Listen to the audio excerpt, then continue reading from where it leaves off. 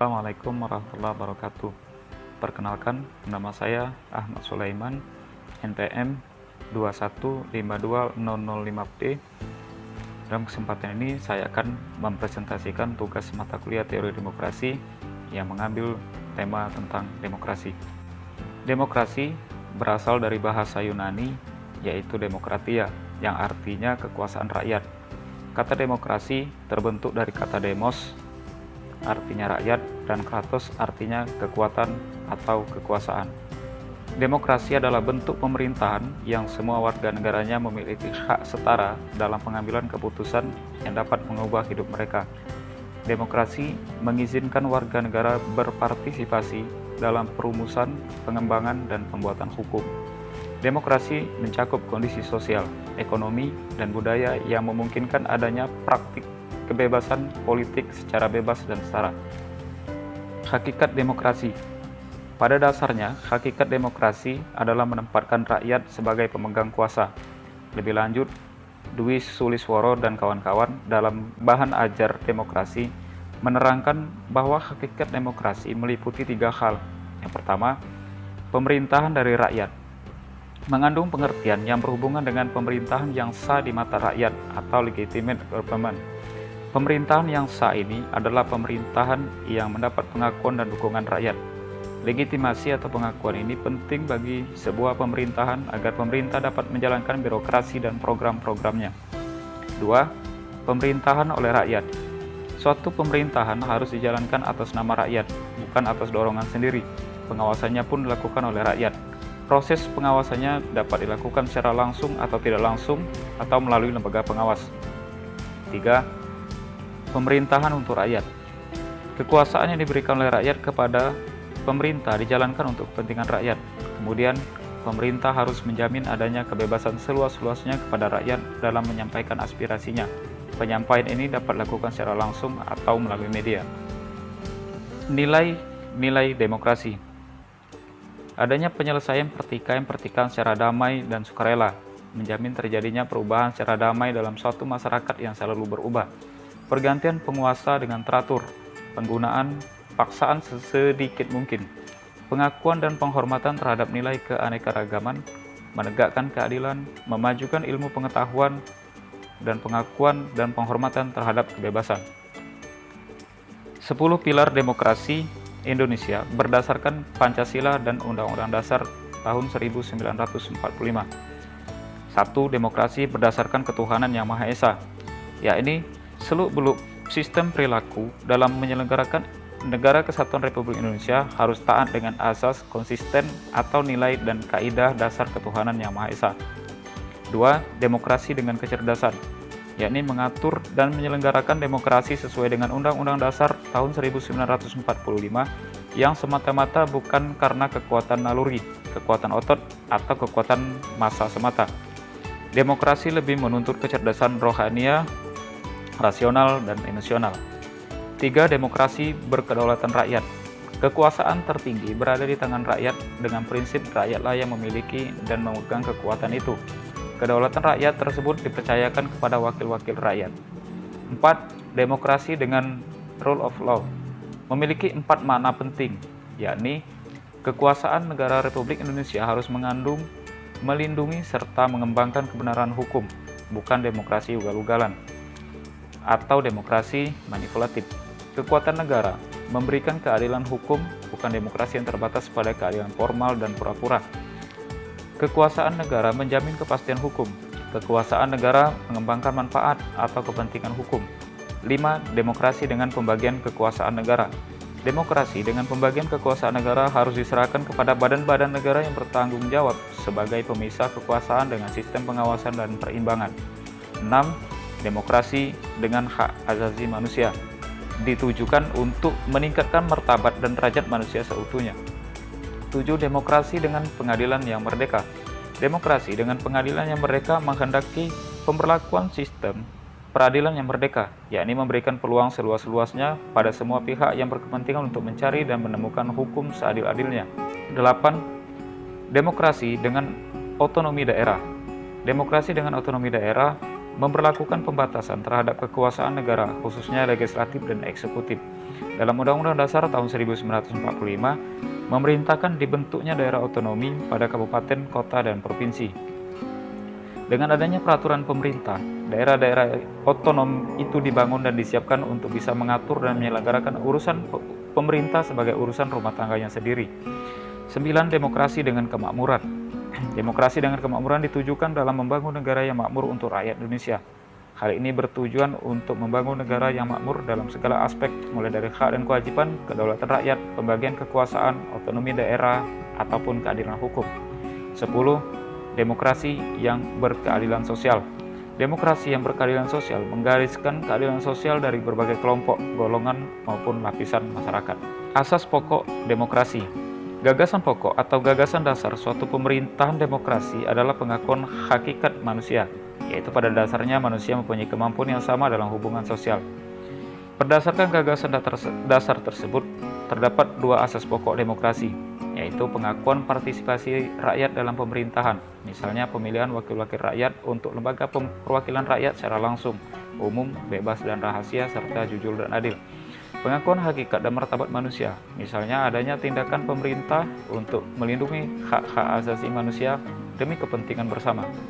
Prinsip demokrasi, adanya pengakuan hak asasi manusia, terdapat pemisahan atau pembagian kekuasaan yang dikenal dengan trias politika, yaitu antara legislatif, eksekutif, dan yudikatif.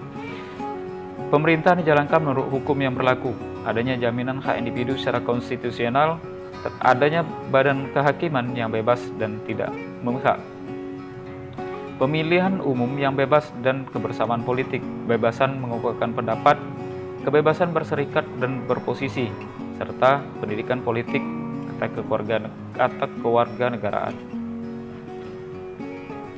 Jenis demokrasi. Setiap negara mengartikan demokrasi berbeda-beda.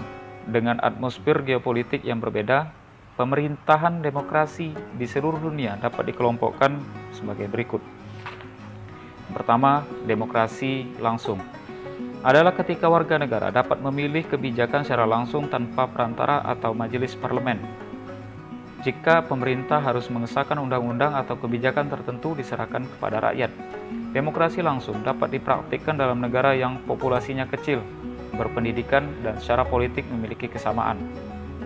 Sebagai contoh adalah negara Swiss yang memiliki majelis di mana orang-orang berkumpul bersama di tempat terbuka di waktu tertentu untuk memilih hukum yang berlaku di masyarakat. Demokrasi langsung terlalu rumit dilaksanakan di negara-negara dengan wilayah besar. Orang-orang lebih suka memilih perwakilan atas nama mereka daripada keputusan sendiri pada setiap masalah. 2. Demokrasi tak langsung adalah ketika orang memilih perwakilan untuk duduk di parlemen. Bentuk demokrasi ini paling umum ditemukan di seluruh dunia. Kelemahan demokrasi tak langsung adalah pemerintah yang terpilih gagal mengakomodasi kepentingan warga negara. Sebagian besar negara yang menerapkan demokrasi perwakilan disebut juga negara demokrasi liberal karena lebih menghargai kebutuhan warga negara daripada kebutuhan seluruh negara, contoh Amerika Serikat dan India. Tetapi ada juga beberapa negara yang terus-menerus merasa terancam oleh pihak luar atau kerusuhan sipil sehingga lebih suka demokrasi defensif daripada liberal, agar pemerintah dapat mengerahkan pasukan pada saat bersamaan, contohnya Korea Selatan. 3. Demokrasi presidensial. Melalui demokrasi presidensial, presiden suatu negara memiliki sejumlah besar kekuasaan atas pemerintah. Presiden dipilih secara langsung atau tidak langsung oleh warga negara. Presiden dan lembaga eksekutif pemerintah tidak bertanggung jawab kepada legislatif, tetapi tidak dapat memberhentikan lembaga legislatif sepenuhnya. Sebaliknya, lembaga legislatif tidak dapat mengeluarkan presiden dari jabatannya, kecuali jika ada kasus ekstrim. Dalam demokrasi presidensial, kepala negara juga adalah kepala pemerintahan. 4. Demokrasi parlementer. Dalam demokrasi parlementer, kedudukan lembaga legislatif lebih kuat. Lembaga eksekutif memperoleh legitimasi demokrasi hanya dari legislatif, yaitu parlemen. Legislatif terpilih atau parlemen memilih kepala pemerintahan atau Perdana Menteri dan mencopot Perdana Menteri dengan memberikan mosi tidak percaya. Kepala negara atau presiden berbeda dari kepala pemerintahan atau Perdana Menteri dan keduanya memiliki tingkat kekuasaan yang berbeda-beda. Namun dalam kebanyakan kasus, presiden adalah raja yang tidak memiliki kekuasaan seperti di Inggris atau kepala adat istiadat seperti di India. 5. Demokrasi otoriter. Demokrasi otoriter terjadi ketika hanya elit yang merupakan bagian dari proses parlementer. Individu-individu tertentu diizinkan memilih kandidat, tetapi orang biasa tidak dapat memilih. Karena itu pada akhirnya hanya elit penguasa yang memutuskan berbagai kepentingan populasi negara. Contoh Rusia di bawah pimpinan Vladimir Putin. 6. Demokrasi partisipatif. Demokrasi partisipatif adalah kebalikan dari demokrasi otoriter. Ada berbagai jenis demokrasi partisipatif, tetapi semuanya sama, yaitu menciptakan peluang bagi semua anggota populasi untuk memberikan kontribusi dalam proses pengambilan keputusan, dengan memecah negara menjadi jaringan kecil dan memberdayakan politik akar rumput berbasis masyarakat. Demokrasi ini menghargai musyawarah dan diskusi, bukan sekadar memilih. 7. Demokrasi Islam. Bentuk demokrasi ini berupaya menerapkan hukum Islam ke dalam kebijakan publik dengan tetap mempertahankan kerangka demokrasi. Demokrasi Islam memiliki 3 karakteristik utama, yaitu para pemimpin dipilih oleh rakyat, semua orang tunduk pada hukum syariat termasuk para pemimpin harus berkomitmen mempraktikkan syura. Syura menandakan badan politik ada pada tempatnya untuk konsultasi tentang masalah apapun. Ini adalah prinsip dasar sistem politik Islam yang direkomendasikan dalam Al-Quran. 8. Demokrasi sosial. Demokrasi sosial muncul sebagai reaksi terhadap kebijakan neoliberal dalam ekonomi internasional. Demokrasi sosial bertujuan memberdayakan negara atas pasar neoliberal. Pengeluaran negara untuk memberikan layanan gratis daripada swasta yang terlalu mahal. Negara fokus pada penyediaan pendidikan gratis atau layanan kesehatan gratis sehingga orang tidak harus bergantung pada perusahaan. Dalam perkembangannya, demokrasi menjadi suatu tatanan yang diterima dan dipakai oleh hampir seluruh negara di dunia. Ciri suatu pemerintahan demokrasi adalah sebagai berikut. Adanya keterlibatan warga negara atau rakyat dalam pengambilan sebuah keputusan publik, baik langsung maupun tidak langsung, atau melalui perwakilan. Adanya pengakuan, penghargaan, dan perlindungan terhadap hak-hak asasi rakyat atau warga negara. Adanya persamaan hak bagi seluruh warga negara dalam segala bidang. Adanya lembaga peradilan dan kekuasaan kehakiman yang independen sebagai alat menegakkan hukum. Adanya kebebasan dan kemerdekaan bagi seluruh warga negara. Adanya pers atau media massa yang bebas untuk menyampaikan informasi dan mengontrol perilaku dan kebijakan pemerintah. Adanya pemilihan umum untuk memilih wakil rakyat yang duduk di lembaga perwakilan rakyat. Adanya pemilihan umum yang bebas, jujur, dan adil untuk menentukan atau memilih pemimpin negara dan pemerintahan serta anggota lembaga perwakilan rakyat. Adanya pengakuan terhadap perbedaan keragaman suku, agama, golongan, dan sebagainya. Manfaat demokrasi. Pertama, adanya kesetaraan sebagai warga negara. Demokrasi memperlakukan semua orang sama dan sederajat. Prinsip kesetaraan ini menuntut perlakuan yang sama terhadap pandangan, pendapat, atau pilihan setiap warga negara. Kedua, memenuhi kebutuhan umum. Suatu kebijakan dapat mencerminkan keinginan rakyatnya. Semakin besar suara rakyat, semakin besar pula kebijakan itu mewakili keinginan rakyat. Ketiga, pluralisme dan kompromi. Demokrasi mengisyaratkan kebinekaan dan kemajemukan dalam masyarakat, serta kesamaan kedudukan di antara warga negara.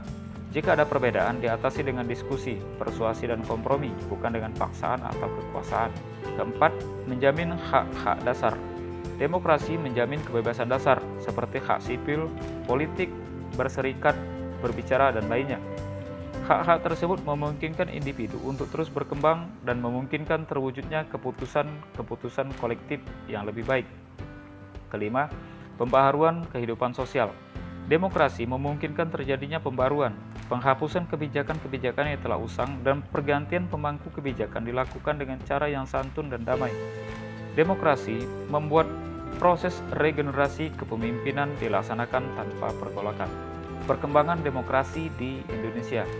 Perkembangan demokrasi di Indonesia dibagi dalam beberapa masa, yaitu sebelum tahun 1945 yang dikenal dengan pra-kemerdekaan. Pada masa ini, pemahaman demokrasi belum dapat diartikan sebagai wujud pemerintahan rakyat, karena saat itu belum ada negara pemerintahan. Masa tahun 1945 sampai tahun 1950 yang dikenal dengan masa revolusi. Berdasarkan pada konstitusi negara, yaitu Undang-Undang Dasar 1945, negara Indonesia adalah negara demokrasi yang berkedaulatan rakyat. Pada masa pemerintahan tahun 1945 sampai 1950, para pemimpin negara berkeinginan kuat untuk mengidentifikasi pemerintahan yang demokratis. Tahun 1950 sampai tahun 1959 dikenal dengan demokrasi liberal. 1 bulan setelah kemerdekaan, negara kita menganut sistem demokrasi liberal atau demokrasi parlementer. Pada sistem demokrasi ini, parlemen dan partai berperan penting dalam jalannya pemerintahan negara. Pada periode ini, rakyat melakukan pemilihan umum untuk memilih wakil rakyat dan badan konstituante di tahun 1955. Sistem demokrasi parlementer berakhir ketika Presiden Soekarno merilis dekret presiden pada tanggal 5 Juli tahun 1959. Masa tahun 1959 sampai tahun 1965. Masa ini dikenal dengan masa demokrasi terpimpin. Pada masa ini, sistem demokrasi berubah menjadi sistem presidensial. Hal ini dilakukan karena Undang-Undang Dasar 1945 diberlakukan kembali. Sistem presidensial ini membuat seluruh tanggung jawab pemerintahan ditanggung oleh Presiden.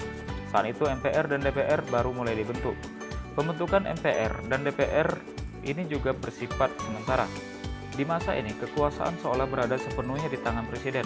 Karena itulah dikenal juga dengan demokrasi terpimpin. Sayangnya sistem demokrasi terpimpin ini justru menyebabkan berbagai masalah. Puncaknya adalah terjadinya pemberontakan G30 SPKI. Setelah itu, sistem demokrasi terpimpin ini berakhir. Masa tahun 1965 sampai 1998 yang dikenal dengan demokrasi Pancasila. Pada masa ini, Indonesia menganut sistem pemerintahan yang dikenal dengan demokrasi Pancasila. Demokrasi Pancasila adalah demokrasi konstitusional yang mengedepankan sistem presidensial.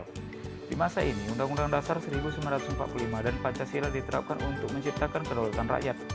Pada periode ini juga pemilihan umum untuk anggota DPR dan MPR mulai dilaksanakan, tepatnya pada tahun 1971, 1977, 1982, 1987, 1992, dan 1999. Sayangnya di masa Orde Baru ini kekuasaan yang dimiliki Presiden digunakan untuk menguasai politik, sampai akhirnya gerakan mahasiswa berhasil menurunkan Presiden Soeharto dari jabatannya sebagai Presiden. Tahun 1998 sampai 1999 dikenal dengan demokrasi di masa transisi. Setelah berhentinya Soeharto dari jabatan Presiden, Indonesia mulai melakukan perbaikan di berbagai bidang termasuk di bidang politik. Masyarakat Indonesia sepakat untuk kembali menerapkan demokrasi pada sistem politik yang ada. Tujuannya agar terwujudnya kebebasan yang selanjutnya akan menciptakan kedaulatan rakyat. Pada masa ini banyak sekali pembangunan dan perkembangan ke arah kehidupan negara demokrasi. Masa tahun 1999 sampai tahun 2004 dikenal dengan demokrasi di masa reformasi. Demokrasi pada masa pemerintahan Presiden Abdurrahman Wahid, pembangunan demokrasi berkembang secara luas. Masa tahun 2004 sampai sekarang dikenal dengan demokrasi kedaulatan rakyat. Dalam pelaksanaannya, rakyat secara langsung menentukan pemimpinnya melalui pemilihan umum secara langsung. Sedangkan peran MPR, DPR, dan DPD tidak lagi secara langsung dapat menjatuhkan presiden, gubernur, wali kota, dan bupati. Di masa ini berlangsung pemilihan umum, seperti di tahun 1999, 2004, 2009, 2014, 2019, dan selanjutnya di tahun 2024. Pemilihan presiden mulai dilakukan secara langsung pada tahun 2004, sedangkan pemilihan kepala daerah dimulai pada tahun 2005. Demikian presentasi dari saya. Sekian dan terima kasih. Assalamualaikum warahmatullahi wabarakatuh.